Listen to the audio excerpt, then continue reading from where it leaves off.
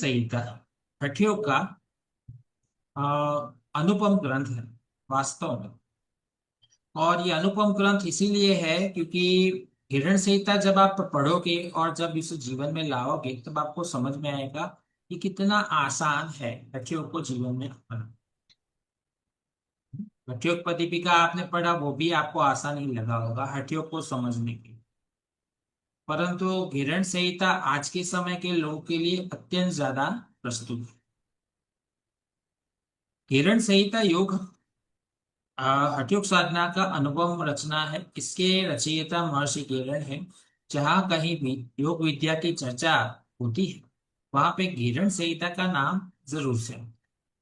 गिरण संहिता का कालक्रम कौन सा है ये जानना अत्यंत जरूरी है। तो गिरण संहिता के काल के विषय में बहुत ही सारे विद्वानों के अलग अलग मत है। उन सभी मतों के बीच में इसका कालक्रम 17वीं शताब्दी के आसपास माना।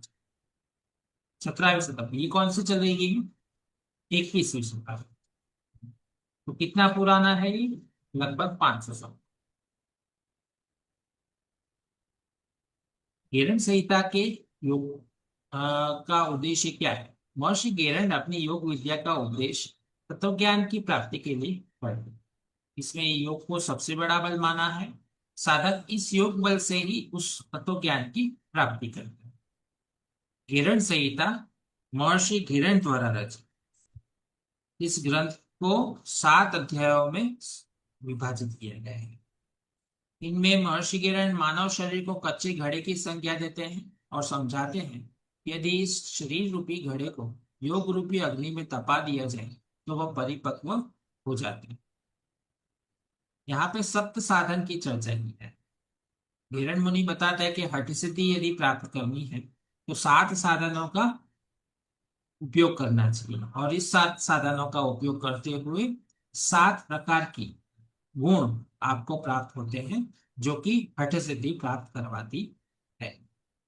यह हिरण मुनि और राजा चंड कपाले के संवाद के रूप में है। ये एक संहिता है। हिरण संहिता में योग को सबसे बड़ा बल मानते हुए तत्व ज्ञान की प्राप्ति के लिए इसका उपदेश दिया गया है।